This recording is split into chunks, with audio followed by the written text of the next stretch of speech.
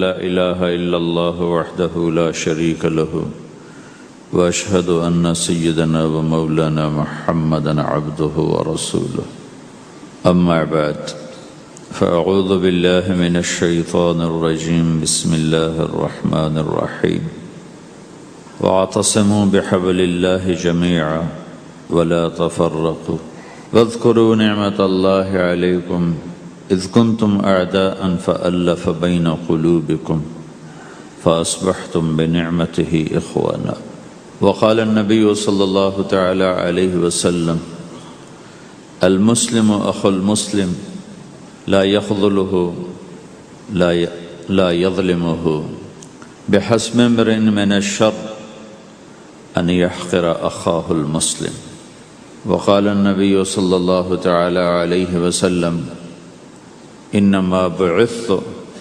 لأتمم مکارم الاخلاق او کما قال۔ اللہ اکبر۔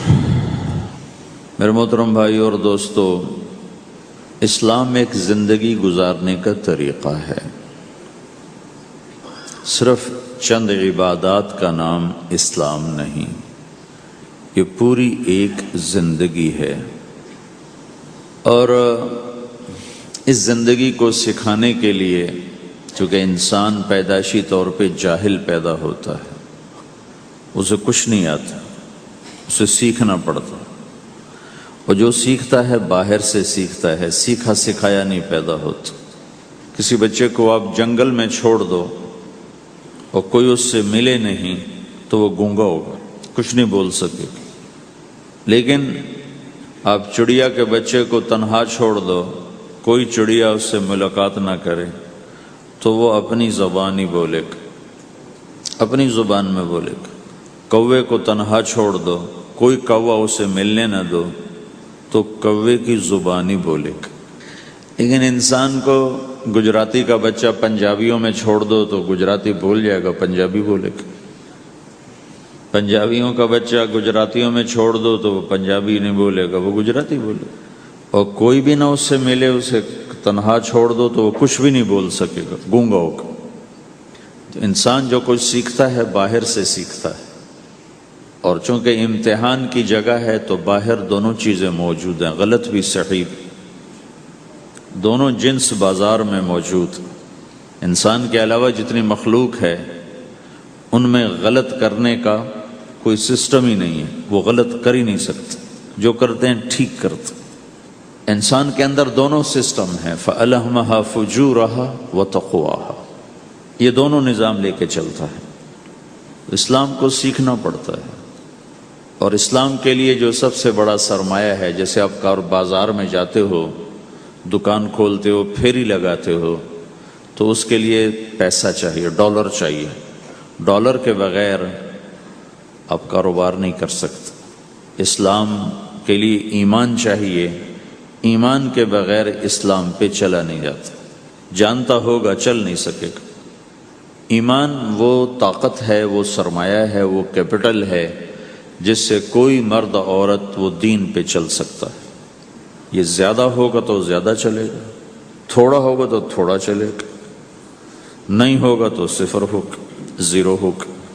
تبلیغ کا جو یہ کام اللہ تعالیٰ نے ہمیں دیا ہے، یہ ایمان کو سیکھنے کی اور اس کو آگے پہنچانے اور پھیلانے کی محنت ہے۔ ایمان سیکھنے کے لیے فَمَنْ شَاءَ اتَّخَذَ إِلَىٰ رَبِّهِ سَبِيلًا، کوئی ایک طریقہ نہیں ہے، کئی طریقے ہیں۔ اللہ نے سبیل کے اوپر الف لام نہیں لگایا، الف لام ہٹا کر یہ بتایا ہے کہ اللہ تک پہنچنے کے راستے کئی ہیں، محنت کے راستہ تو ایک ہے اسلام، اس پر آنے کی جو محنت ہے اس کے راستے مختلف ہیں۔ ہاں، آگے پہنچانے کے لیے تبلیغ کے سوا اور کوئی راستہ کوئی نہیں۔ یہاں آ کر تبلیغ منفرد کا کام منفرد ہو جاتا ہے کہ کسی محنت میں گشت کوئی نہیں سوائے تبلیغ، صرف تبلیغ ہے جس میں گشت ہے کہ خود چل کے جاؤ۔ اگر میرے پاس وہ میرے کالج کا لڑکا نہ آتا تو مجھے تو نہیں پتا تھا تبلیغ کیا چیز، نہ دین کا پتا تھا نہ دنیا کا پتا تھا۔ تو کوئی چل کے آیا اور اس نے ہاتھ پکڑا، اور دعوت ہے ہی بے طلبوں کے لیے، مدرسہ تو طلب والوں کے لیے، وہاں تو تعلیم ہوتی، تبلیغ نہیں ہوتی۔ خانقاہ تو طلب والوں کے لیے ہے اور دعوت بے طلب لوگوں کے لیے، جو سننا نہیں چاہتے، جو قریب نہیں آنا چاہتے، اور ایسا طبقہ کروڑوں اربوں کی تعداد میں موجود، انہیں دین پر لانے کے لیے یا دین کی بات ان کے کان میں ڈالنے کے لیے سوائے گشت کے اور کوئی عمل کوئی نہیں۔ میں پشاور گیا تو جماعت میں انہوں نے کہا جی یہاں ایک وکیل صاحب ہیں، تبلیغ والوں کو بہت گالیاں دیتے ہیں، شکل دیکھتے ہی گالیاں دینا شروع کرتے ہیں آپ کے علاقے کے؟ آپ کے علاقے کے؟ میں نے کہا اچھا ملاؤ۔ پشاور میں رہتا تھا، وکالت کرتا تھا، میرے علاقے کا میاں چنو ایک چھوٹا سا ٹاؤن ہے وہاں کا تھا، میں اس کے قریب تلمبا ایک چھوٹا سا ٹاؤن ہے میں وہاں۔ تو جب ہم ان کے دروازے پر گئے اور نوک کیا تو دروازہ کھلتے ہی انہوں نے وہی کام شروع کر دیا، دیکھتے ہی۔ اور کہا میں نے تمہیں کتنی دفعہ کہا ہے، وہ جو مقامی، کہ تبلیغ والوں کو میرے دروازے پر مت لایا کرو۔ تو اب بتاؤ، میں اگر یہ تبلیغ کے رگڑے نہ لگے ہوتے تو میں تو 2 تھپڑ اس کے منہ پہ مارتا، یا مفتی صاحب کی طرف فتویٰ سناتا، تو اسلام سے خارج ہو گیا ہے، توبہ کر۔ میں نے اس سے کہا بھائی میں تو تبلیغی بن کے آپ کے پاس نہیں آیا، میں تو اس لیے آیا ہوں کہ مجھے پتہ چلا کہ آپ میاں چنو کے ہیں اور میں تو لمبے کا ہوں، تو میں تو اس لیے آپ کو ملنے آؤں۔ تو ایسے ہوا، اچھا آپ تو لمبے کے ہو؟ میں نے کہا تو لمبے کا ہوں۔ کہو اچھا اچھا اچھا، بڑی مہربانی، فرمائیے۔ میں نے کہا فرمائیے ایسے تو نہیں ہوگا، گھر بٹھاؤ پھر فرمائیے ہوگا۔ تو اس نے دروازہ کھولا، ہمیں بٹھایا، میں نے کوئی تبلیغ کی بات نہیں کی، چائے وائے پلائی۔ تو میرے والد صاحب اپنے علاقے کے مشہور آدمی تھے، تو جب میں نے اپنا تعارف کرایا تو وہ اور خوش ہو گیا، کہا تو آپ کے باپ کا الیکشن تو میں نے لڑا ہے، ان کے لیے ووٹ مانگنا۔ تو ایسا خوش ہو گیا اور کھل گیا، اور چائے پلائی، بات چیت ہوتی رہی۔ تو اٹھتے ہوئے میں نے کہا فلاں مسجد میں ہماری جماعت آئی ہوئی ہے، میں نے کہا چلو آپ کو بتا دوں۔ مغرب کے بیان میں وہ آیا ہوا تھا۔ پھر جتنے دن میں وہاں رہا وہ آتا رہا آتا رہا آتا رہا، میں واپس چلا گیا۔ بیچ میں کئی سال گزر گئے۔ لاہور کیولری گراؤنڈ ایک مشہور جگہ، وہاں میرا بیان تھا۔ جو کرکٹر آئے ہوئے تھے، ان کو ہم نئے سعید انور، انضمام، مشتاق، ان کو ہم قریب کر رہے تھے، اس وقت نئے ان کو قریب کر رہے تھے۔ تو یہ لوگ آئے ہوئے تھے۔ تو بیان کے بعد ان کو لے کر ہم ایک کمرے میں بیٹھے، اس کمرے کی دیوار شیشے کی تھی، تو لوگ اندر آنے کی کوشش کر رہے تھے، تو ان پہرے والے ان کو روک رہے تھے۔ تو اس میں سے ایک آدمی منہ اوپر کر کے میری طرف سے اشارہ کرے، تو میں نے دیکھا تو ایک آدمی کی بڑی داڑھی، اور وہ مجھے ایسے ایسے اشارہ کر رہا ہے، میں نے نہیں پہچانا۔ تھوڑی دیر کے بعد میں نے غور سے دیکھا تو وہ وہی وکیل صاحب پشاور والے۔ تو میں نے کہا بھائی ان کو اندر بلاؤ، اندر بلاؤ۔ وہ اندر آئے تو میں اٹھ کے ملا، کہنے لگے یہ دیکھو یہ تمہارا ایک گشت، میرا وقت بھی لگ چکا ہے، بدنوں کا چلہ لگا ہے یا 3 چلے لگے ہیں۔ تو جو دیکھو نا، آپ میں سے کئی لوگ پھیری لگاتے ہیں، جس کو گجرا پھیری لگاتا ہوں، پھیری۔ میں پہلے سمجھا ہی نہیں، پھیری تو کہتے ہیں چھوٹے جہاز کو جو سمندر میں چلتا ہے، میں سمجھا یہ پھیری لگاتے ہیں، پھیری، اور وہ تو گجراتی میں پھیری کہتے ہیں پھیری کو۔ تو پہلے تو میں چکر کھاتا رہا کہ یہ کیا ہے پھیری، پھیری تو چھوٹے جہاز کو کہتے ہیں، چھوٹا بحری جہاز۔ تو پھر بعد میں کسی نے کہا کہ یہ چل پھر کے سودا بھیجا، اچھا پھیری کو پھیری کہہ، تم خدا کو خدا کر دیتے ہو، خدا کا شکر۔ ایک تو خدا لفظ ہی میں نے پہلے کہا تھا بولنے کا نہیں ہے، ایک اس کو خدا کو خدا کر دیتے ہو، خدا کی قسم۔ تو تم پھیری لگاتے لگاتے گاہک بنا لیتے ہو، نہیں بناتے ہو؟ پھیری لگاتے لگاتے تم اپنے گاہک بنا لیتے ہو۔ یہی تبلیغ کا کام ہے کہ پھیری لگاؤ، لوگوں کے در کھٹکھٹاؤ، کوئی لے گا کوئی نہیں لے گا۔ جو آپ لوگ پھیری لگاتے ہو تو سارے آپ سے سودا لیتے ہیں؟ نہیں لیتے، کوئی لیتا ہے کوئی نہیں لیتا، لیکن آپ جاتے رہتے ہو جاتے رہتے ہو جاتے رہتے ہو جاتے رہتے ہو، آہستہ آہستہ آپ اپنا اتنا کام کر لیتے ہو کہ آپ کی روٹی چل جاتی ہے۔ تو سارے نبیوں نے پھیرا لگایا، کوئی نبی گھر نہیں بیٹھا، کہ میرے پاس کوئی آئے گا تو اسے سکھاؤں گا. ہر نبی نے پھیرا لگایا. اور داؤد علیہ السلام نے ایک دفعہ یہ کیا، ایک بڑا عبادت خانہ بنایا اور اس کی دیواریں اونچی کر دی، اتنی اونچی کہ اندر کوئی جا نہ سکے، اور یہ طے کیا کہ ہفتے میں ایک دن میں کسی سے نہیں ملوں گا، صرف اللہ اللہ کروں گا، ہفتے میں ایک دن. تو وہ پہلا دن تھا، اندر سے تالا لگا دیا اور خود اندر بیٹھ گئے، اور پہلا دن ہے کہ میں آج کسی سے نہیں ملوں گا. تو میرے رب کو یہ بات پسند نہیں آئی کہ نبی کا کام کٹ کے بیٹھنا نہیں ہے، لوگوں میں جانا ہے. تو اللہ تعالیٰ نے انسانی شکل میں 2 فرشتے اندر اتار دیے. اذ تصوروا المحراب ففزع منهم قال لا تخف خصمان بغى بعضنا على بعض فاحكم بيننا. کہا جی حضرت ہمارا جھگڑا ہو گیا ہے، ہم آپ سے فیصلہ کروانے آئے. تو داؤد علیہ السلام ڈر گئے کہ دروازہ بند ہے، یہ آئے کہاں سے؟ دیوار اتنی اونچی ہے کہ اس کے اوپر سے چھلانگ لگا کے بھی اندر نہیں آ سکتے، تو یہ کون ہیں، آئے کہاں سے؟ دروازے کو دیکھیں تالا لگا ہوا ہے، دیوار کو دیکھیں اتنی اونچی ہے، تو کون چھلانگ لگا کے اندر آئے گا؟ تو ڈر گئے. تو کہنے لگے جی آپ ڈرے نہیں، ہمارا جھگڑا ہو گیا. کہ کیا جھگڑا ہے؟ کیا جھگڑا ہے؟ کہ هذا اخی له 99 نعجہ ولی نعجۃ واحدہ فقال اکفلنیها وعزنی فی الخطاب. یہ میرا بھائی ہے، اس کے پاس 99 بکریاں ہیں، بھیڑیں، 99 بھیڑ ہے، اور میرے پاس ایک ہے. یہ مجھے کہتا ہے ایک بھی مجھے دے دے، میری 100 پوری ہو جائے. تو آپ بتاؤ یہ غلط کر رہا ہے کہ ٹھیک کر رہا ہے؟ اب یہ فیصلہ تو آپ چھوٹے سے بچے سے بھی کروا سکتے ہو، نہیں؟ یہ تو لطیفہ سا بن گیا، داؤد علیہ السلام کے لیے لطیفہ بن گیا کہ ایک آدمی کہتا ہے جی میرے پاس 99 ہے، تیرے پاس ایک ہے، تو ایک مجھے دے دے، میری 100 ہو جائیں. تو داؤد علیہ السلام سوچ میں پڑ گئے یہ چکر کیا ہے.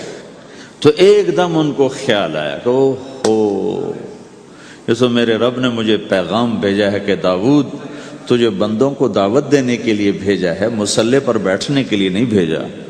ہاں مصلی پر بیٹھنا ہے، اس کے لیے رات ہے. قم اللیل الا قلیلا نصفہ او انقص منہ قلیلا او زد علیہ ورتل القرآن ترتیلا. چل ومن اللیل فتہجد بہ نافلۃ لک عسیٰ ان یبعثک ربک مقاما محمودا. رات ہے، آ جاؤ. ان ناشئۃ اللیل ہی اشد وطئا واقوم قیلا. آجا آجا، رات بڑی مزے کی چیز ہے، تو اور میں تنہا. فاذا فرغت فانصب والى ربک فارغب. آ جاؤ. تتجافى جنوبهم عن المضاجع يدعون ربهم خوفا وطمعا ومما رزقناهم ينفقون. رات تیری میری، دن میرے بندوں کے لیے. نہیں بیٹھ سکتا، تسبیح پکڑ کے نہیں بیٹھ سکتے ہو. تو اس پر داؤد علیہ السلام سجدے میں گرے. آیت سجدہ ہے اس لیے میں نہیں پڑھتا ہوں. سجدے میں گرے اور کہا یا اللہ معافی کر، یا اللہ معاف کر دے، یا اللہ معاف کر دے. میں نے دروازے بند کر لیے، حالانکہ یہ میرے منصب کے خلاف تھا. اس پر اللہ سے معافی مانگی. تو چل کے جانا نبیوں کی صفت ہے، یہی ہماری صفت. اس امت کو یہ کام دیا گیا کہ یہ اوروں کے پاس جا کے اپنا سودا پیش کر، اپنوں کو بھی سنبھالے اور غیروں تک بھی پہنچے. نہیں سنتے پھر جاؤ، نہیں سنتے پھر جاؤ، کیونکہ دلوں کا پھیرنا اللہ کے ہاتھ میں ہے. تیرے ذمہ آواز لگانا ہے. اللہ تعالیٰ نے تقسیم کر دی. قم اللیل الا قلیلا، رات اللہ کے پاس آ جا. دن میں کیا کر، ان لک فی النہار سبحا طویلا، تیرا دن میں کام بہت زیادہ ہے. سبحا طویلا، دعوت کے کام کو تیرنے سے تشبیہ دی ہے. سبح تیرنے کو کہتے. اللہ کے نبی کا ایک گھوڑا تھا جس کا نام تھا سبحہ، میں نے بتایا تھا پہلے دن. وہ اتنا تیز چلتا تھا جیسے تیر رہی ہو، اس لیے اللہ کے نبی نے خود اس کا نام سبحہ رکھا تھا، تیرنے والا. تو تبلیغ کے کام کو تیرنے سے تشبیہ دی کہ آپ نے لمبا تیرنا ہے. اور مکے میں تو پانی کوئی نہیں، تو کہاں تیرنا ہے جی؟ سارے مکے میں پانی کا قطرہ کوئی نہیں زمزم کے کنویں کے سوا، تو تیرنا کہاں ہے؟ یہ اس دعوت کے کام کی بڑی خوبصورت تصویر ہے. سبحا طویلا، حالانکہ اللہ فرماتا ہے ان لک فی النہار شغلا طویلا عملا عظیما جہدا طویلا، لیکن سبحا طویلا، جو آدمی چل رہا ہوتا ہے اگر وہ بیٹھ جائے تو کوئی نقصان تو کوئی نہیں، گاڑی چلا رہا ہے کہیں گاڑی روک لے تو کوئی نقصان تو کوئی نہیں، تھوڑی دیر سے پہنچ جائے گا، کہیں گاڑی کھڑی کر کے کافی پینے لگ گیا تو کوئی مسئلہ تو کوئی نہیں ہے، آدھا گھنٹہ دیر سے گھر پہنچ جائے گا۔ تیرنے والا پانی میں اتر گیا، ابھی یہ رک سکتا ہے؟ کیوں بھائی؟ اگر یہ کافی پینے کا ارادہ کرے تو کہاں جائے گا؟ تو مچھلی کے پیٹ میں جائے گا۔ پانی میں اترنے کے بعد اختیار ختم ہے، اب تیرنا ہے۔ کہاں تک؟ دوسرا کنارہ جب تک ہاتھ میں نہیں آتا تیرنا ہے، سبحا طویلا، جب تک آخرت کا کنارہ ہاتھ میں نہیں آتا۔ اے میرے نبی، تجھے دعوت کا کام کرتے ہی رہنا ہے، کرتے ہی رہنا ہے، کرتے ہی رہنا ہے، تیری چھٹی کوئی نہیں۔ سبحا میں یہ اشارہ تھا کہ چھٹی کوئی نہیں، یہ موت تک کا کام ہے۔ وَاعْبُدْ رَبَّكَ حَتَّى يَأْتِيَكَ الْيَقِينُ۔ آئے ہائے، جب یہ آیت اتری یا ایھا المدثر قم فانذر وربک فکبر، اے میرے محبوب اٹھ جا، اٹھ جا، میرا پیغام سنا، تو لیٹا ہوا ہے۔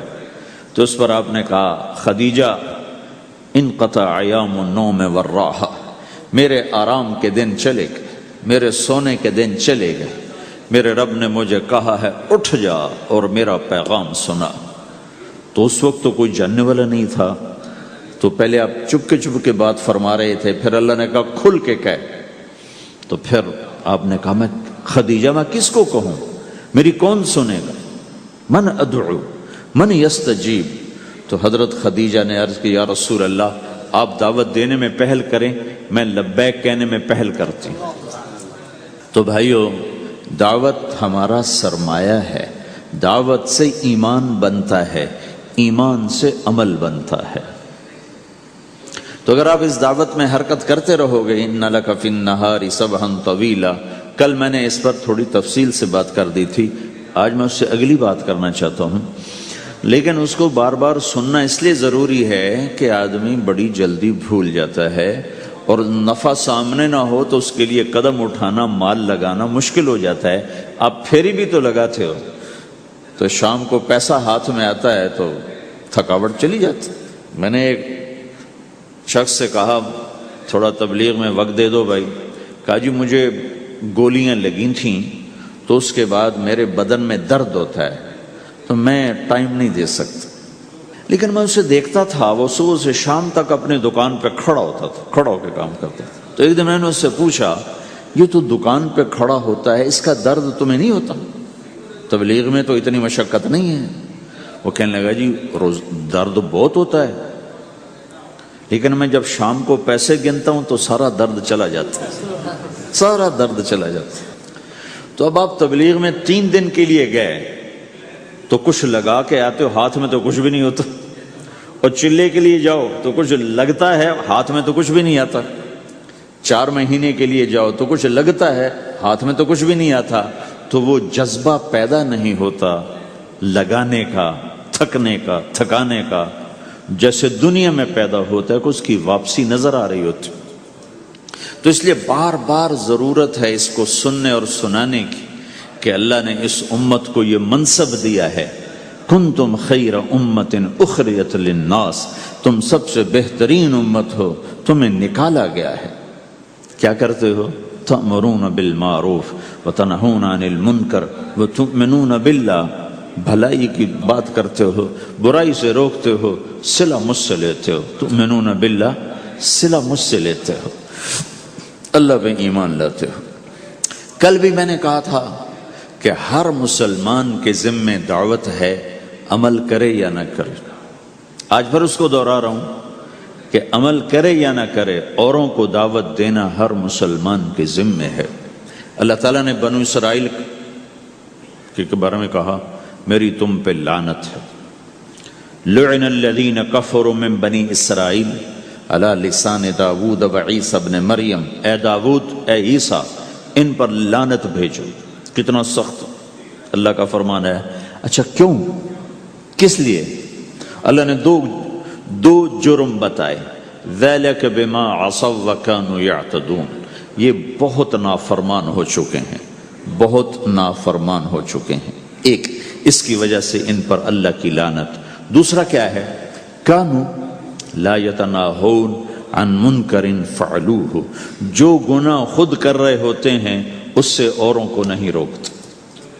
کانوا لا یتناہون، نہیں روکتے تھے، عن منکر، اس گناہ سے، فعلوہ، جسے وہ خود کر رہے ہوتے تھے۔ تو اس سے پتہ چلا کہ اگر کوئی نافرمانی بھی کر رہا ہے تو کسی کو اگر دیکھتا ہے نافرمانی کرتے تو اسے سمجھانا اس کے ذمے ہے۔ اللہ یوں کہہ رہا ہے کہ کم وقت خود تو برائی کر رہا تھا تو کسی کو روکتا تو صحیح۔ دونوں ہی کام نہیں کیے، نہ خود چھوڑا نہ کسی اور کو روکا۔ تو بھائیو، حرکت کرتے رہنا، اس حرکت میں بڑی طاقت ہے۔ ساری کائنات حرکت میں، اگر رک جائے تو تباہی۔ زمین حرکت کر رہی ہے، سورج حرکت کر رہا ہے، چاند ستارے، ہر شے حرکت میں۔ تمہاری زمین 66,000 کلومیٹر فی گھنٹہ کی رفتار سے روزانہ بھاگی جا رہی۔ پتہ چلا کہ پاناما بمے دونوں سمندروں کے 66,000 کلومیٹر فی گھنٹہ کی رفتار سے دوڑا جا رہا ہے۔ تمہارا سورج 6 لاکھ میل 9 لاکھ کلومیٹر فی گھنٹہ کی رفتار سے دوڑتا جا رہا ہے۔ حرکت کے ساتھ زندگی ہے، حرکت ختم ہوگی زندگی ختم ہو جائے گی۔ اب لوگوں نے حرکت کی، اپنے ملکوں کو چھوڑ کر آئے، اللہ نے آپ کو روزگار دے دیا، باعزت روزگار دے دیا۔ تو بھائیو، اللہ کے دین کے لیے حرکت کرتے رہنا، عمل بھی آ جائے گا انشاءاللہ۔ ایک دن دیکھو گے زندگی بدلے گی۔ ہمارے بزرگ تھے، ساتھی فوت ہو گئے، تو ان کا بیٹا PIA میں کیپٹن تھا، جہاز اڑاتا تھا۔ تو انہوں نے کہا بیٹا نماز پڑھ لیا کر۔ کہا ابا فرصت نہیں ملتی، بہت کام ہوتے۔ کہا اچھا چلو نماز کے وقت ایک آدمی کو دعوت دے دیا کر، 5 نمازیں ہیں، 5 دفعہ دعوت دے دیا کر۔ وہ کہنے لگا میں دعوت دوں؟ خود تو میں پڑھتا نہیں، دوسرے کو کیسے دعوت دوں؟ کہا بیٹا ایک تو میری مان لے، نماز کا انکار کیا ہے تو یہ تو مان لے کہ چلو کسی کو کہہ دیا کر کہ بھائی نماز پڑھا کرو۔ کہا چلو یہ تو آسان ہے، میں کہہ دوں گا۔ تو اس نے اپنے ابا کی بات مان لی، ہر نماز پہ 1-2 کو کہہ دیتا بھائی نماز پڑھا کرو۔ اس کے والد فوج میں جرنیل تھے، یہ کیپٹن تھا، دونوں کی ملاقات نہیں ہوئی۔ 6 مہینے بعد باپ بیٹا کی ملاقات ہوئی تو دیکھا تو کپتان صاحب کی داڑھی بھی اور ماتھے پہ محراب بھی۔ انہوں نے کہا بیٹا یہ کیا ہوا؟ کہا آپ نے مجھے پھنسا دیا۔ وہ جب میں لوگوں کو کہتا رہا تو میرے اپنے اوپر اثر ہونا شروع ہو گیا کہ میں اپنے آپ کو ملامت کرنے لگا کہ اوروں کو تو کہہ رہا ہے، خود تو پڑھتا نہیں۔ کہا اس نے مجھے کھڑا کیا اور میں نماز پہ آیا۔ پھر ایک دن شیو کرنے لگا، شیشے میں کھڑا دیکھ رہا تھا تو میں نے کہا جب اللہ کو سجدہ کر رہا ہوں تو چہرے پہ نبی کی سنت بھی ہونی چاہیے۔ تو میں نے سیفٹی بھی پھینک دی، میں داڑھی بھی رکھ لی۔ تو تبلیغ کا کام کرتے رہنا، ہم فرشتے نہیں بن سکتے۔ ایک دفعہ ایک آدمی نے میرے اوپر بڑی چڑھائی کی، تم تبلیغ والے منافق ہو، کہتے کچھ ہو کرتے کچھ ہو، تمہارے قول اور فعل میں بہت فرق، بہت۔ جب ان کا غصہ اتر گیا تو میں نے ان سے کہا بھائی 100 نمبر تو اللہ نے بھی نہیں مانگے، آپ کیوں مانگتے ہو؟ اللہ نے کہا ہے فمن ثقلت موازینہ، جس کی نیکیاں بڑھ جائیں گی گناہ تھوڑے ہوں گے تو پاس کر دوں گی۔ تو 100 نمبر تو اللہ نے بھی نہیں کہا کہ ایک گناہ تیرے کھاتے میں نہیں ہونا چاہیے، 100/100 نمبر لے گا تو جنت دوں گا، نہیں تو ریپٹ مار کے جہنم میں ڈالوں گا۔ تو 100 نمبر تو اللہ بھی نہیں مانگتا، اسے پتہ ہے میرا بندہ کمزور ہے، کبھی گناہ کرے گا کبھی نیکی کرے گا۔ تو وہ کہتا ہے جس کے پاس 51 نیکیاں ہوئیں اور 50 گناہ ہوئے تولوں گا تو 51 جھک جائیں گے نا، 50 معاف۔ مثال دے رہا ہوں میں، ہمارے علاقے میں ایک ذمہ دار تھے، وہ ذکر بھی بہت کرتے تھے، گالیاں بھی بہت دیتے، ادھر سبحان اللہ تیرے فلانے، الحمدللہ کے ساتھ ایک پھکڑ تولتے تھے، ساری زندگی وہ ایسا ہی کرتے رہے۔ جب وہ فوت ہو گئے تو کسی نے ان کو دیکھا تو انہوں نے پوچھا کہ میاں صاحب آپ کے ساتھ کیا ہوا؟ آپ تو گالیاں بہت دیتے تھے۔ خود انہیں یہ پوچھ رہے آپ تو گالیاں بہت دیتے تھے تو آپ کے ساتھ کیا ہوا؟ کہ اللہ تعالیٰ نے میرے ذکر اور میری گالیوں کو تولا تو میرا ذکر بڑھ گیا تو میری بخشش ہو گئی۔ اللہ نے بھی کاؤنٹنگ رکھی ہے، پرفیکشن مانگی ہی نہیں۔ اگر اللہ پرفیکشن مانگتا تو پھر آپ کہتے تم کرتے کچھ ہو کہتے کچھ ہو۔ اگر میں کہتا صحیح ہوں تو ایک نیکی تو کر رہا ہوں، اور کرتا نہیں ہوں تو ایک گناہ کر رہا ہوں۔ کیا پتا میرا رب میرے کہنے کے تو فعل میرے نہ کرنے کو معاف کر دے۔ بس ایک صورت میں ہے کام خطرناک کہ اگر میں اس کہنے سننے کو اپنی دنیا بنانے کا ذریعہ بنا لوں پھر خطرناک ہے۔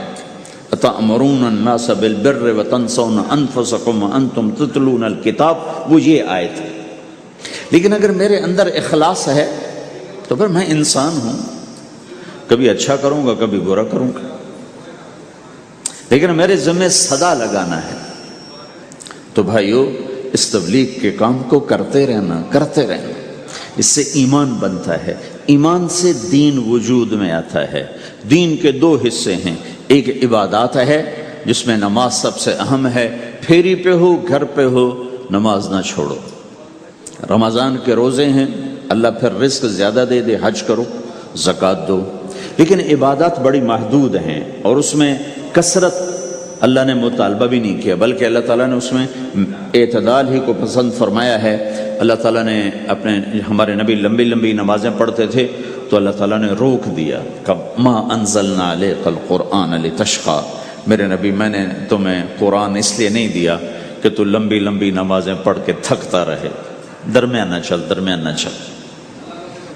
اللہ کے نبی نے تبلیغ میں زیادہ زور دکھایا تو اللہ نے اس پر بھی کہا فلا تذهب نفسك عليهم حسرات، اتنا غم نہ کیا کر کے تو خود ہی ہلاک ہو جائے، مت نہیں، ایسا نہ کر۔ تو عبادات محدود ہیں اور اس میں اعتدال مطلوب ہے۔ سارا دن مصلی پہ بیٹھنا یہ اللہ نہیں دیکھنا چاہتا، اللہ یہ دیکھنا چاہتا ہے کہ تو باہر جا تاکہ میں دیکھوں کہ اب تو کیا کرتا ہے۔ دوسرا حصہ اس کا اخلاقیات ہیں، آپس کی معاشرت ہے۔ دین جو اثر انداز ہوتا ہے وہ معاشرت سے اثر انداز ہوتا ہے، عبادت سے نہیں، عبادات سے نہیں۔ عبادت تو مسجد کے اندر ہے یا مصلی پر گھر کے اندر ہے، روزہ اندر کی چیز ہے، حج بیت اللہ میں ہے، زکوٰۃ مسلمان کو دی جاتی ہے۔ تو دنیا میں دین پھیلنے کے لیے اور اپنوں کو دین کے قریب کرنے کے لیے جو سب سے بڑا عمل ہے وہ بھائیو اچھے اخلاق۔ یہ دوسرا حصہ میں آج بیان کرنا چاہتا ہوں۔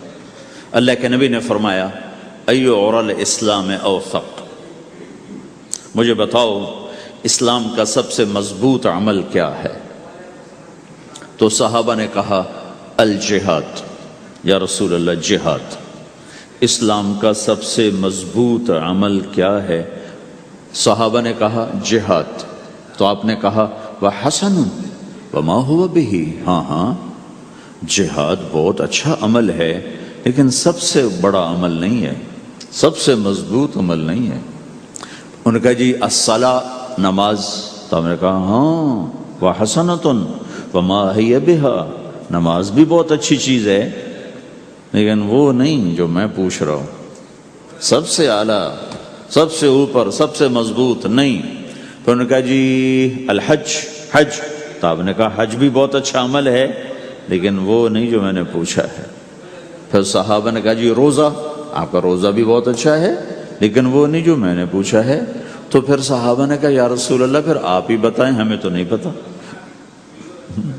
تو ہمارے نبی عبادات سے اوپر لا رہے ہیں، اپنے ساتھیوں کو عبادات پہ قائم کر دیا۔ ہر آدمی نمازی بن چکا ہے، ہر آدمی روزے دار بن چکا ہے، ہر آدمی مالدار زکوٰۃ دینے والا بن چکا ہے، اور ہر آدمی حج کا جذبہ پیدا کر چکا ہے۔ اب آپ ان کو اخلاق پہ لانا چاہتے ہیں، چونکہ اسلام کی تکمیل اخلاق سے ہے۔ اسلام کو تشبیہ دی گئی ہے گھر کے ساتھ، بنی الاسلام علی خمس، تو بنیا کا لفظ عمارت پر بولا جاتا ہے۔ تو اسلام کی بنیاد میں ہے کلمہ، نماز، روزہ، حج، زکوٰۃ۔ اگر اس مسجد کی بنیادیں بھر دی جائیں تو اس کو مسجد تو نہیں کہیں گے نا۔ ہاں جی بنیادیں ڈال دی ہیں، چھت ڈالنی ہے، جب چھت پڑے گی تو پھر یہ مسجد کہلائے گی۔ تو اسلام کی بنیاد قائم ہو چکی تھی، اب آپ چھت ڈالنا چاہتے تھے۔ چھت کیا ہے؟ وہ اچھے اخلاق ہیں، تو اب آپ ان کو اوپر لا رہے ہیں۔ تو آپ نے جب پوچھا تو انہوں نے وہی کہا جو انہوں نے ابھی سیکھا تھا، نماز، روزہ، جہاد، حج، لیکن آپ نے سب کی نفی کر دی، نہیں یہ بھی نہیں، یہ بھی نہیں، یہ بھی نہیں، یہ بھی نہیں۔ کہا اچھا یا رسول اللہ آپ بتائیں، تو آپ نے فرمایا ان اوثق عر الاسلام الحب للہ والبغض للہ، اسلام کا سب سے مضبوط عمل وہ آپس میں اللہ کے لیے محبت کرنا ہے۔ اسلام کا سب سے مضبوط عمل وہ آپس میں اللہ کے لیے محبت کرنا ہے۔ اسلام کا سب سے مضبوط عمل وہ محبت ہے، اللہ کے لیے بغض ہے، اللہ کے لیے محبت ہے، یہ اسلام کا سب سے مضبوط عمل ہے۔ تو بھائیو، یہ چھوٹا سا معاشرہ اسلامی بن جائے، اس کے لیے بنیاد میں نے پہلے بتا دی، اب چھت بتا رہا ہوں، وہ ہیں اچھے اخلاق۔ اللہ تعالیٰ نے جب ہمارے نبی نے نماز لمبی پڑھی تو اللہ نے کہا درمیانی پڑھو، میں نے ابھی بتایا۔ تبلیغ میں دکھ زیادہ جھیلا تو اللہ نے کہا درمیانہ چلو۔ لیکن جب اللہ کے نبی نے اخلاق بلند کیے، اخلاق، تو اس پر بھی اللہ تعالیٰ فرماتا میرے نبی ذرا اتنا نرم نہ ہو، تھوڑا سا سختی دکھا، آنکھیں دکھا، تھوڑا شوں شاں کر۔ ہیں تو میرے رب نے کیا کہا؟ واہ، میرے رب نے آپ کے اخلاق کی جیسی تعریف کی ہے، آپ کے کسی عمل کی ایسی تعریف نہیں کی۔ نماز کو کہا معتدل، اعتدال، دعوت کو کہا اعتدال، اور اخلاق کو کیا کہا؟ انک لعلی خلق عظیم، اور اس کو طاقت پہنچائی قسم اٹھا کے، نون، پھر قسم اٹھائی قلم کی جو علم کا ذریعہ ہے، والقلم وما یسطرون، مجھے قسم ہے قلم اور اس کی تحریر کی، ما انت بنعمت ربک بمجنون وان لک لاجرا غیر ممنون۔ ان دو آیتوں کو چھوڑ کر اگلی جو آیت آ رہی وانک لعلی خلق عظیم، اے میرے محبوب میں قسم اٹھاتا ہوں قلم اور اس کی تحریر کی، تیرے اخلاق بڑے عالی شان ہیں۔ یہ نہیں کہا تیرے اخلاق بڑے عالی ہیں، انک لعلی، اعلیٰ کا یہاں بہت عظیم الشان کردار ہے۔ اعلیٰ یہ بتا رہا ہے کہ اے میرے نبی، جتنے اخلاق تصور کیے جا سکتے ہیں وہ سب تیرے تابع ہو چکے ہیں، اور تو ان پہ سوار ہو چکا ہے، تو ان پہ چھا چکا ہے۔ اعلیٰ چھا جانے کے لیے ہوتا ہے کہ تمام اخلاق تیرے غلام ہو چکے ہیں۔ ایک دفعہ آپ نے فرمایا اچھے اخلاق 360 قسم ہیں، 360 قسم، 360 صفات کا مجموعہ اچھے اخلاق۔ کوئی ایک صفت کسی کو مل گئی تو جنت میں چلا جائے گا۔ تو ابو بکر رضی اللہ عنہ سامنے بیٹھے تھے، کہنے لگے یا رسول اللہ افی منہا شیء، ان 360 میں کوئی میرے اندر بھی کچھ ہے؟ تو آپ نے کہا تیرے اندر سارے کا سارا، کوئی کمی کوئی نہیں، پورے۔ یہ آپ نے اور کسی کو نہیں کہا، صرف آپ نے یہ ابو بکر سے فرمایا کہ ابو بکر تیرے اندر پورے اخلاق 360۔ تو بھائیو، آپس کی محبت اور اچھے اخلاق یہ اسلام کا سب سے چوٹی کا سبق ہے، سب سے اعلیٰ درجے کا سبق۔ اب ایک حدیث میں جو حدیث جبریل کہلاتی ہے، وہ انسانی شکل میں آ کر پوچھتے ہیں یا رسول اللہ اسلام کیا ہے؟ تو آپ کہتے ہیں کلمہ، نماز، روزہ، حج، زکوٰۃ، یہ اسلام ہے۔ یہی سوال اب آخری حج کا موقع آ چکا ہے، اب اسلام 9 سال آگے، 10 سال آگے جا چکا ہے اور اس کی شکل مکمل ہو چکی ہے۔ تو عمر بن عبسہ رضی اللہ تعالیٰ عنہ یہ آخری حج کے موقع پر آپ سے ملتے ہیں اور آ کر یہ آپ سے پوچھتے ہیں یا رسول اللہ مل اسلام؟ سوال ایک ہے، مل اسلام؟ شروع میں مدینے کے داخلے کے شروع میں جبریل انسانی شکل میں آتے ہیں اور کہتے ہیں مل اسلام، اسلام کیا ہے؟ تو آپ کہتے ہیں کلمہ، نماز، روزہ، حج، زکوٰۃ۔ اب یہی سوال 10 سال کے بعد یا 9 سال کے بعد عمر بن عبسہ کہتے ہیں یا رسول اللہ مل اسلام؟ اسلام کیا ہے؟ تو اب جواب سنو، آپ نے فرمایا اطعام الطعام وطیب الکلام، میٹھا بول بولنا اور کھانا کھلانا۔ کسی سے میٹھا بول بولنا کتنا عظیم ہے میرے اللہ کی بارگاہ میں کہ آپ نے فرمایا ابتسامک فی وجہ اخیک صدقہ، تو اگر کسی مسلمان کو ہنس کے مل لے تو یہ بھی تیرے لیے صدقے کا ثواب ہے۔ صدقہ لکھا جائے گا۔ جبریل کہتے ہیں یا رسول اللہ مل ایمان، ایمان کیا ہے؟ تو آپ فرماتے ہیں اللہ کو ماننا، فرشتوں کو ماننا، نبیوں کو ماننا، کتابوں کو ماننا، تقدیر کو ماننا، موت کے بعد کی زندگی کا اقرار کرنا۔ ان تؤمن باللہ وملائکتہ وکتبہ ورسلہ وبالبعث بعد الموت، یہ ہے ابتدائی جواب۔ اب یہی سوال عمرو بن عبسہ کرتے ہیں 9 سال کے بعد، یا رسول اللہ مل ایمان، ایمان کیا ہے؟ تو آپ نے فرمایا الصبر والسماحہ، صبر کرنا، معاف کرنا۔ سوال ایک ہے، جواب 2 ہیں۔ کیوں کہ جگہ اور نوعیت بدل چکی ہے۔ ابتدائے اسلام ہے تو عبادات بتائی جا رہی ہیں، انتہائی اسلام ہے تو اخلاق بتائے جا رہے ہیں کہ اے عمر، ایمان کیا ہے؟ صبر کرنا، معاف کرنا، صبر کرنا، معاف کرنا۔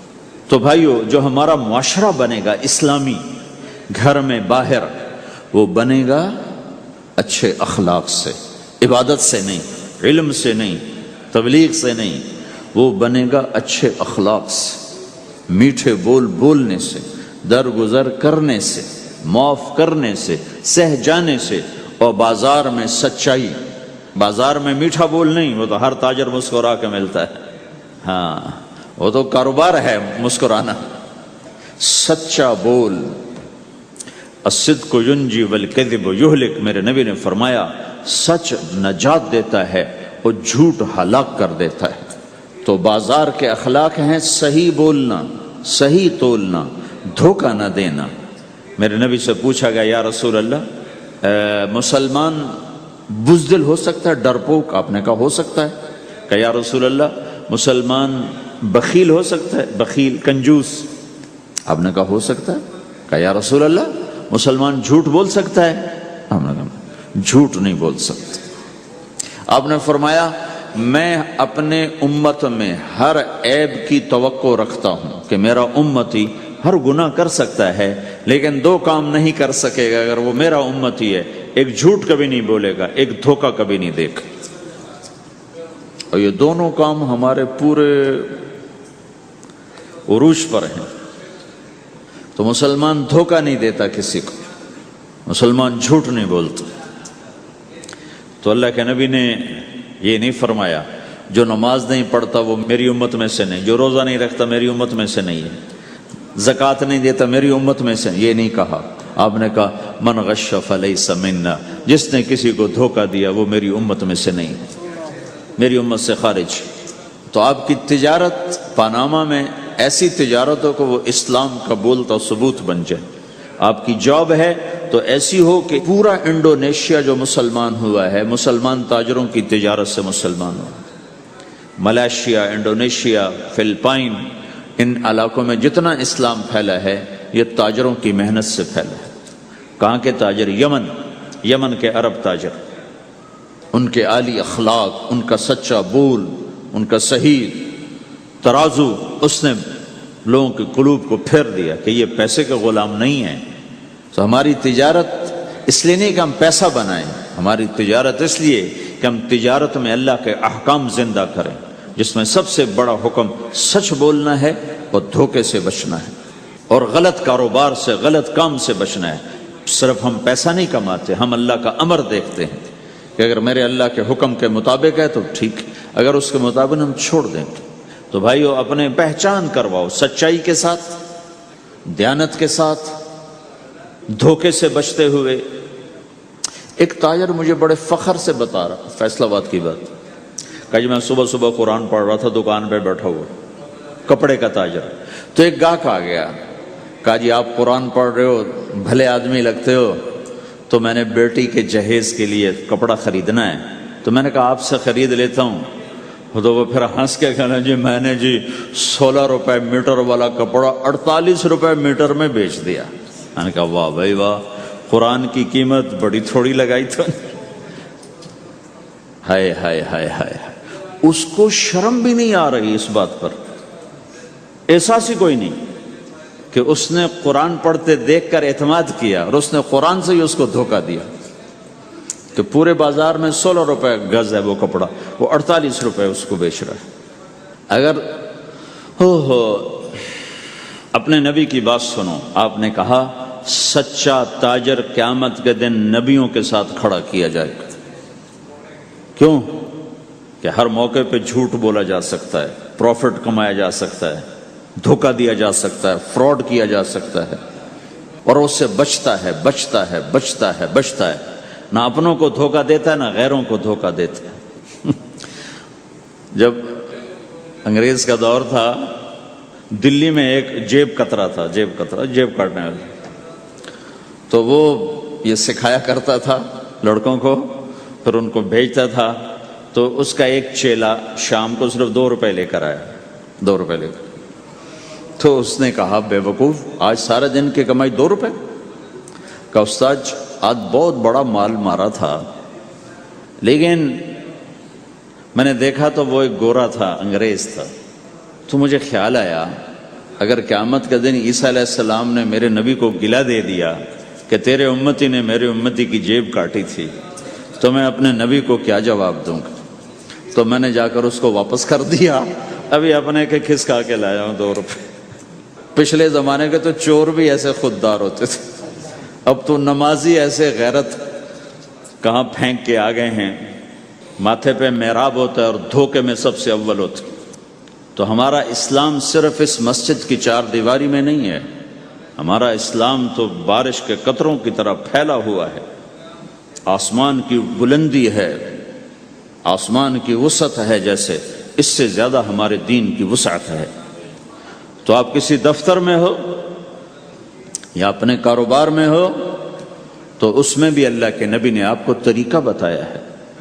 بازار کے اخلاق ہیں مسکرانا نہیں، بازار کے اخلاق ہیں سچ بولنا، صحیح دینا، صحیح تولنا، صحیح سودے کا عیب بتانا. عبد الرحمن بن عوف رضی اللہ تعالیٰ عنہ پہلے 10 صحابہ میں آتے ہیں، پہلے 10 صحابہ. آپ نے کہا ابو بکر جنتی، عمر جنتی، عثمان جنتی، علی جنتی، طلحہ جنتی، زبیر جنتی، سعد جنتی، عبد الرحمن جنتی، ابو عبیدہ جنتی، سعید بن زید جنتی. اس میں ایک عبد الرحمن. جب ان کا انتقال ہوا تو انہوں نے 3 ارب 10 کروڑ 20 لاکھ دینار چھوڑے ترکا. ہمیں تو بڑا بیوقوف بنایا گیا، کاغذ کو کرنسی بنا کے دے دے. کاغذ کرنسی تو سونا ہوتا ہے جی، کرنسی تو سونے اور چاندی کو کہتے ہیں، کاغذ کے ٹکڑے کو تو کرنسی نہیں کہتے. اور اب کرنسی بھی لے کر وہ کارڈ پکڑا دیے، جیب بھی خالی، اب کرنسی بھی کاغذ بھی کوئی نہیں، خالی کارڈ. اس کو کیا کہتے ہیں کارڈ کو؟ Credit card. کریڈٹ کارڈ وہ ساری دنیا کو بیوقوف بنائے ہوئے، یا تو کاغذ پکڑائے ہوئے ہیں یا کارڈ. کاغذ بھی اب واپس لے لیا، اب کارڈ پکڑا دیا. اور عبد الرحمن بن عوف نے جو پیسے چھوڑے وہ کاغذ نہیں تھے. کاغذ کی کیا حیثیت؟ پاکستان میں روز چھپ رہے ہیں، کاغذ کی کیا حیثیت؟ 3 ارب 10 کروڑ 20 لاکھ دینار سونے کے. اور ایک سکہ دینار اس وقت 4.5 ماشے کا ہوتا تھا. اب اس کو ملٹیپلائی کرو اور پورا پاناما خرید لیں اس پیسوں سے. اور وہ ٹاپ لسٹ کے 10 10 صحابہ میں سے ایک. وہ فرماتے تھے میری تجارت کا یہ اصول رہا کہ میں نے کبھی ادھار نہیں خریدا، نہ کبھی ادھار بیچا، نہ کبھی ادھار خریدا. جو خریدے بھی ادھار اور بیچے بھی ادھار، اسے نیند کہاں آئے گی؟ دینے والے دیتے نہیں، لینے والے سر پہ کھڑے ہوتے. انہیں نہ بیوی اچھی لگتی نہ بچے اچھے لگتے، وہ گھر میں بیٹھ کے بھی گھر میں نہیں ہوتے. تو آپ نے فرمایا نہ میں نے کبھی ادھار خریدا نہ کبھی ادھار بیچا، نقد خریدا نقد بیچا.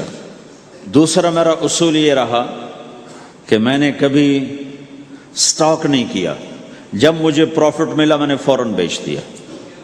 انتظار نہیں کیا 1 ہفتے بعد بیچوں گا ریٹ بڑھ جائے گا. جس دن مجھے پروفٹ ملا 1 پیسہ بھی ملا تو میں نے فوراً بیچ دیا. تیسرا اصول یہ تھا کہ میرے سودے میں کوئی کمی یا عیب ہوتا تو میں اسے چھپاتا نہیں تھا، ظاہر کرتا تھا اس میں یہ کمی ہے، بھائی لینا تو لے لو، نہیں لینا تو چھوڑ دو. ہماری تو تجارت بھی جنت کا راستہ ہے. مدینے کے لوگ ذمہ دارا کرتے تھے مکہ کے لوگ تجارت کرتے تھے، ان کی زراعت اور تجارت دین کے پھیلنے کا ذریعہ بن گئی۔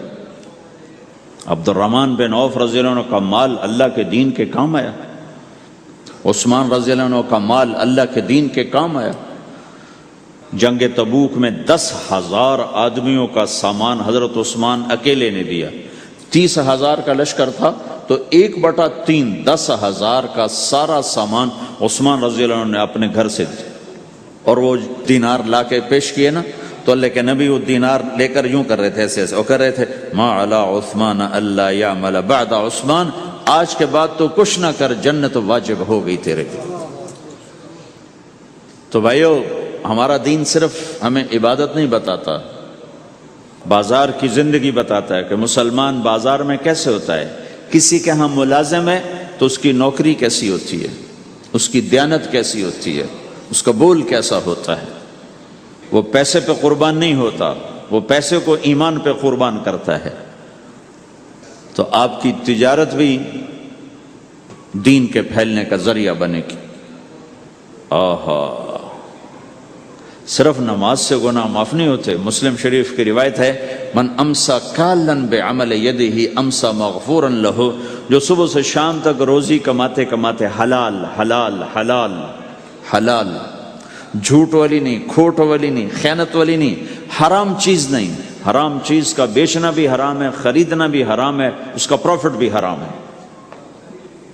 جس گھر میں حرام پیسہ جائے گا وہاں سکھ کبھی نہیں آئے گا، چیزیں آ جائیں گی، چین نکل جائے گا۔ 1960 کی دہائی میں ایک پاکستان کا افسر تھا، اس نے 1960 میں لوگوں کے پاس 100 روپے مشکل سے ہوتے تھے، اس نے اس زمانے میں کروڑوں روپے جمع کیے رشوت سے، بہت بڑی پوسٹ پر تھے۔ جب وہ مر گیا، ایک دن اس کا بیٹا کہہ رہا تھا، کاش ہمارا باپ ہمارے لیے حرام اکٹھا نہ کرتا تو کوئی خوشی کا دن ہم بھی دیکھ لیتے۔ جن کے لیے جمع کیا تھا کہ میرے بچے اب مزے سے، میں نے خود اپنے کانوں سے اس کو یہ کہتے ہوئے سنا کئی دفعہ، میں آج مر جاؤں میری بچی کو کسی کی پرواہ نہیں کہ میں نے اتنا پیسہ بنا دیا ہے۔ تو اسی کا بچہ یہ کہہ رہا تھا، کاش ہمارا باپ ہمارے لیے حرام اکٹھا نہ کرتا تو ہم بھی کوئی خوشی کا دن دیکھ لیتے۔ تو اللہ کے نبی نے فرمایا، من امسا کالن بعمل یدہ امسا مغفور لہ، جو صبح سے شام تک حلال کمانے میں تھکتا ہے اور تھک کے واپس آتا ہے تو اس کے اس دن کے سارے گناہ اللہ معاف فرما دیتے۔ تو ہمارا بازار بھی دین ہے بھائی، پھر ہمارا گھر بھی دین ہے، گھر کی زندگی دین ہے۔ میرے نبی نے گھر کی زندگی سمجھائی۔ آپ اپنے گھر میں جھاڑو دے رہے ہیں، قاب قوسین کا ٹائٹل لے کر، مقام محمود کا ٹائٹل لے کر، ختم نبوت کا تاج سر پہ سجا کر، نبیوں کی سرداری کا صحرا باندھ کر آپ گھر میں جھاڑو دے رہے ہیں، اپنے کپڑے خود دھو رہے ہیں۔ 9 بیویاں ہیں، 9 اپنے کپڑے خود دھو رہے ہیں۔ کوئی پھٹ گیا ہے خود سی رہے ہیں، جوتا پھٹ گیا خود ٹھیک کر رہے ہیں۔ حضرت عائشہ رضی اللہ عنہ کو آٹا گوندنا نہیں آتا تھا، چھوٹی عمر تھی تو ان کو آٹا گوند کے دیتے تھے، جب تک ان کو آٹا گوندنا نہیں آیا ان کو آٹا گوند کے دیتے تھے۔ ہمیں تو گھر کی زندگی بھی سمجھائی گئی ہے، اور ہمیں بتایا گیا کہ تو اگر اپنی بیوی کے منہ میں لقمہ ڈالتا ہے تو یہ بھی تیرے لیے صدقہ ہے۔ سب سے بہترین صدقہ وہ ہے جو تم اپنے بچوں پر خرچ کرو۔ پھر دنیا دکھوں کا گھر ہے تو میں قربان جاؤں اپنے نبی پر، آگے آنے والے سارے زمانوں کو دیکھ کر بیان فرما گئے، بتا گئے۔ اور نے فرمایا، مجھے بتاؤ جہاد میں خرچ کرنے سے بھی بہتر خرچ کون سا ہے؟ جہاد میں خرچ کرنا تو سب سے بہتر شمار ہوتا ہے۔ آپ نے کہا مجھے بتاؤ جہاد میں خرچ کرنے سے بھی بہتر کون سا خرچ ہے؟ تو صحابہ نے کہا جی ہم تو نہیں جانتے، ہم تو اسی کو سب سے بہتر جانتے ہیں۔ ہم نے کہا نہیں، اولاد کا ماں باپ پہ خرچ کرنا جہاد میں خرچ کرنے سے بھی بہتر ہے۔ یہ کیوں فرمایا؟ کہ آگے نظر آ رہا تھا کہ اولاد نافرمان نکلے گی۔ اگر اللہ چاہے تو اس کے یہ کہنے پر وہ پلاٹ مسجد کے نام ہو گیا، واپس نہیں لے سکتا۔ اگر اللہ چاہے، اگر اللہ چاہے، اور اللہ تو چاہتا ہے کہ تم اس کے نام پر دو، من ذا الذی یقرض اللہ قرضا حسنا. ٹھیک ہو گیا؟ یہ بات سمجھ میں آ گئی؟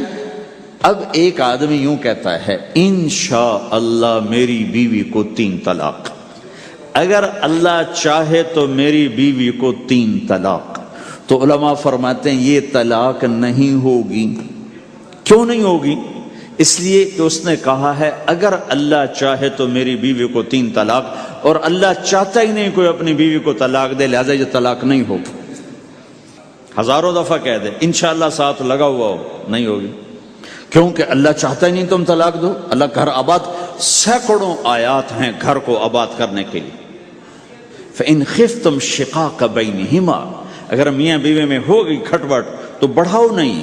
کیا مصیبت ہے کہ کچھ ادھر سے بڑھانا لگ جاتے ہیں، کچھ ادھر سے بڑھانا شروع کر دیتے ہیں. فَبَعْثُوا حَكَمًا مِّنْ أَهْلِهِ وَحَكَمًا مِّنْ أَهْلِهَا، تو طلاق دینے میں جلدی نہ کرو، جلدی نہ کرو. صلح صفائی کے لیے ایک آدمی بچی کی طرف سے آئے، ایک آدمی بچے کی طرف سے آئے، اور دونوں میں صلح صفائی کی کوشش کرو. یا ایھا النبی اذا طلقتم النساء، اے میرے نبی جب تم طلاق دینا چاہو تو یا ایھا النبی یہاں یہ اس لیے آیا ہے کہ اللہ تعالیٰ کہہ رہا ہے اے ایمان والو میں یہ نبی اپنا سفارشی بنا کے تمہارے سامنے پیش کرتا ہوں، طلاق نہ دیا کرو، نہ دیا کرو. یہ ہے یا ایھا النبی سے ایک دم ایمان والوں کی طرف منتقل ہونے کا فلسفہ کہ دیکھو میں اپنا نبی تمہارے لیے سفارشی بناتا ہوں کہ طلاق نہ دیا کرو. اگر دینی پڑ جائے، چونکہ جائز ہے، نہیں نباہ ہو رہا، پھر زبردستی بھی نہیں کرنی چاہیے. اگر کوئی جائز وجہ ہے تو طلاق ہوئی ہے، پھر اسے دشمنی کا سبب نہیں بنانا چاہیے. اگر صحیح مناسب ہوئی ہے، اللہ کے نبی نے خود 2 خواتین کو طلاق دی، نکاح تو کیا، رخصتی نہیں ہوئی، طلاق دے دی. اللہ کے نبی کی بیٹیوں کو طلاق پڑی، حضرت ام کلثوم، حضرت رقیہ رضی اللہ عنہ دونوں کو طلاق دی گئی. ابو لہب کے بیٹوں نے طلاق دی. آپ نے حضرت حفصہ کو طلاق دینے کا ارادہ کیا تو عمر رضی اللہ عنہ کو پتہ چلا، بڑے غمگین ہوئے، تو اللہ جبریل آ گئے، یا رسول اللہ، اللہ تعالیٰ فرما رہے ہیں حفصہ کو طلاق نہیں دے سکتے، یہ آپ کی دنیا کی بیوی بھی ہے، جنت کی بیوی بھی ہے. کہ عمر کے دل شکنی ہو رہی.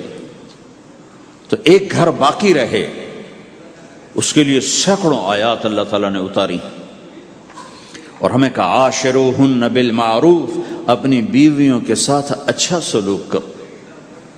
ہمیں خطاب، چونکہ مرد کسی کی بچی کو لے کے آتا ہے، لڑکا کسی کی بچی کو لے کے آتا ہے، اور وہ بچی ماں چھوڑتی، باپ چھوڑتی ہے، بھائی چھوڑتی ہے، بہنیں چھوڑتی ہے، سہیلیاں چھوڑتی ہے، سب کو چھوڑتی ہے، اور تیسرے دن اس کو تانے شروع ہو جاتے ہیں، اس کا تو دل ہی نہیں لگتا. اور پہلے دن اپنی بیوی کو نصیحت دی جا رہی تھی، میری ماں کی خدمت کرنی ہے، میری کرنا کر، میری ماں کی کرنی ہے، میرے ابا کی کرنی، میری بہنوں کی کرنی، کسی کے سامنے تم نے بولنا نہیں، کسی کے سامنے اف نہیں کرنا. بے وقوف، اس سے محبت تو جتا پھر اس کے بعد جو کچھ کہے گا وہ کرے گا. پہلے دن ہی حکم، نہ تعلق بنا ہے، نہ محبت پیدا ہوئی ہے، اور نہ ابھی جوڑ بیٹھا ہے، اور پہلے دن حکم سنانے شروع کر دی. اس کے ذمہ نہ تیری ماں کی خدمت ہے، نہ تیرے باپ کی خدمت ہے، نہ تیری بہنوں کی خدمت، یہ ساری خدمت تو تیرے ذمہ ہے. ہمارا سسرال کا معاشرہ بڑا ظالم ہے. لاکھوں میں کوئی ایک گھر بچا ہوا تو الگ بات ہے، ورنہ میں تو دنیا پھری ہے، کیا دنیا دار کیا دیندار، سب ظلم ہی ظلم ہے. اتنی نیک عورتیں تہجد گزار مصلی سے اٹھتی نہیں، تسبیح ہاتھ میں ہے، لیکن جب وہ ساس بنتی ہیں تو ایسا ظلم ان کے اندر سے نکلتا ہے کہ کانپ اٹھتے ہیں در و دیوار. جب عورت ماں ہوتی ہے تو اس کے روئیں روئیں سے محبت کے چشمے پھوٹتے ہیں. وہی عورت جب ساس بنتی ہے تو ایک دم ظلم کی تصویر بن جاتی ہے. اسے اپنی بہو میں کوئی خوبی نظر ہی نہیں آتی، عیب ہی عیب نظر آتے ہیں. اپنے بیٹے کو بھڑکاتی رہتی، یہ کرتی ہے، یہ کرتی ہے. اور ویسے بے وقوف ہیں، کوئی ماں کی وجہ سے بیویوں کو تباہ کر دیتے ہیں، کوئی بیویوں کی وجہ سے ماؤں کو تباہ کر دیتے ہیں. یہ دونوں ظلم ہیں. ماں کی وجہ سے بیوی پہ زیادتی نہ کرو، بیوی کی وجہ سے ماں پہ زیادتی نہ کرو. بیوی کا اپنا مقام ہے، ماں باپ کا اپنا مقام ہے، بہنوں کا اپنا مقام ہے. 100% شکایات جھوٹی ہوتی ہیں، سب جھوٹ ہوتا ہے. اس لیے میرے رب نے دستور بتایا، ان جاءکم فاسق بنبأ فتبینوا، جب کسی کی خبر سنو، کوئی کمی کوتاہی سنو اول تو سنو نہیں، اگر سننی پڑ جائے تو تحقیق کر لو، تحقیق کر لو۔ قاضی ایاس کے پاس آیا، ایک شخص آیا روتا ہوا، ہائے مر گیا، ہائے مر گیا۔ تو ان کے ساتھ ایک آدمی بیٹھے تھے، کہنے لگے حضرت اس کا قضیہ جلدی سے سن لیں، بیچارہ بڑا مظلوم لگتا ہے۔ کہنے لگے چپ کر، یوسف علیہ السلام کے بھائی بھی رات کو روتے ہوئے باپ کے پاس آئے تھے۔ ہر رونے والا مظلوم نہیں ہوتا، ہر رونے والا مظلوم نہیں ہوتا۔ اپنے گھروں کی فضا بناؤ، کمی سنو ہی نہیں۔ تمہاری بیوی ماں کی کمی بتانے لگے، کہا نہ مجھے نہ بتاؤ، تیری بڑی مہربانی۔ تمہاری ماں تمہاری بیوی کی کمی بتانے لگے، کہا اماں مجھے نہ بتاؤ، تیری بڑی مہربانی۔ گھر کی فضا ایسی بناؤ کہ کسی کی کمی کا تذکرہ نہ ہو، تو اللہ کی قسم تمہارا گھر جنت کا نمونہ بن جائے گا۔ یہ معاشرت کا دین بتا رہا ہوں، معاشرت کا دین۔ اپنی بیوی کی خوبیوں کی تعریف کرو، کمیوں پہ پردہ ڈالو۔ بیویوں کے ذمہ ہے خامد کی خوبیوں کی تعریف کریں۔ انسان حوصلہ افزائی کا محتاج ہوتا ہے۔ ایک بزرگ ہے اپنے کسی مرید کے گھر، تو وہاں انہوں نے کھانا کھایا، کھانا ان کو پسند آیا، کہنے لگے اپنی بیگم کو پردے میں بلاؤ۔ تو انہوں نے اپنی بیگم کو پردے میں بلایا، کہا بیٹی میں نے تیرا ہاتھ کا کھانا کھایا، بہت مزیدار تھا، اللہ تمہیں جزائے خیر دے، تم نے بہت اچھا پکایا۔ تو وہ زارو قطار رونے لگے۔ تو انہوں نے پوچھا بیٹی کیا ہوا؟ میں نے تو کوئی ایسی بات نہیں کی۔ کہ نہیں حضرت آپ کی بات پہ رونا نہیں آیا، رونا اس پر آیا ہے کہ 30 سال سے میں اس شخص کے ساتھ رہ رہی ہوں، کبھی ایک دفعہ اس نے میرے ہاتھ کے پکے کی تعریف نہیں کی۔ آپ گھر میں تشریف لائے، آپ نے پوچھا کوئی کھانے کو کچھ ہے؟ ام سلمہ رضی اللہ عنہ کا گھر، کہا یا رسول اللہ آج تو کچھ نہیں، سرکہ ہے۔ کہا واہ واہ واہ واہ، نعم الادام الخل، سرکہ تو بہت اچھا سالن ہے۔ سبحان اللہ، کیسے دلجوئی فرمائی اپنی بیگم کی، سرکہ تو بہت اچھا سالن ہے، یا تو نے نمک کم ڈال دیا، تو نے مرچی زیادہ کر دی۔ ہم رائمنڈ میں پڑھتے تھے نا، تو پکانا ہمارے ذمے ہوتا تھا، تو ہمیں پتا کہ پکاتے ہوئے کیا گزرتی۔ جب 2-2 ہزار آدمی کی روٹی ہم پکاتے تھے، 5-5 بوری آٹا گوندا ہے ہاتھوں سے، 10-10 من کھڑے ہو کے روٹی لگائی ہے، سخت سردی میں بھی سخت گرمی میں بھی۔ سردی میں جب رات کو آٹا گونڈتے تھے ہم، تو ہمارے ہاتھ ایسے اکڑ، تم تو سردی دیکھتے ہی نہیں ہو، ہاتھ ایسے اکڑ جاتے تھے، اور صبح 4 بجے اٹھ کے روٹی پکانا شروع کرتے تھے۔ 2000 آدمی کی روٹی پکانی ہوتی تھی۔ تو اب کوئی آ کر کہتے انہیں کچی روٹی پکائی، تو جی دادا ایک تھپڑ اس کے منہ پہ مارے کہ 4 بجے کے ہم اٹھے ہوئے ہیں، پکا پکا برا حشر ہو گیا، کہتے کچی پکائی۔ بھائی صبر کر کے چپ کر کے کھا جا۔ مولانا الیاس صاحب رحمۃ اللہ علیہ ایک اپنے مرید کے گھر گئے، تو اس نے کھیر بنا کر پیش کی۔ اچھا نمک اور چینی ایک جیسے ہوتے ہیں، وہ دیہاتی عورت سمجھ نہ سکی، چینی کے بجائے نمک ڈال دیا۔ تو انہوں نے جا سب سے پہلے مولانا الیاس صاحب کے سامنے کھیر رکھی، تو آپ نے جو چکھی تو وہ تو تھی کڑوی۔ کہنے کہ بھائی واہ واہ واہ واہ واہ واہ، بڑی مزے کی کھیر، ساری لیا میں اکیلا کھاؤں گا، کسی کو نہیں کھانے دوں گا۔ ساری کھیر کھا گئے، اس پر پردہ ڈالنے کے لیے۔ وہ تو جب انہیں کہا مولانا الیاس کا بچا ہوا تھوڑا سا میں جب چکھا تو کڑوا سا، ہائے مر گئی، یہ تو سارا نمک ڈالا ہوا تھا۔ ایک دفعہ ہماری جماعت چنیوٹ میں تھی، تو ہمارے ساتھیوں نے چائے بنائی، تو وہ اندھیرا سا تھا، تو چینی کے بجائے نمک ڈال دیا اور دسترخوان پہ لے آئے، سب پی رہے۔ واللہ میں آنکھوں سے دیکھا بتا رہا ہوں، مولانا الیاس کا تو سنا بتا رہا ہوں، کسی ایک نے نہیں کہا کہ یہ کڑوی ہے، چپ کر کے پی رہے، چپ کر کے پی رہے، کسی ایک نے نہیں کہا۔ باہر ایک دیہاتی کھڑا تھا، تو میں نے اس کہا چاچا آتے نو چاہ پیوا ماں، وہ آ گیا، اس نے پہلا گھونٹ بھرا ہوئے تھا، کوڑی ہے، اس نے بانڈا پھوڑ دی۔ پھر سارے ساتھی ہنس پڑے کہ چاچا ہم نے تو پردہ ڈالنے کی کوشش کی تھی خدمت والوں پر تو نہیں پردہ چاک کر دیا، بانڈا پھوڑ دیا۔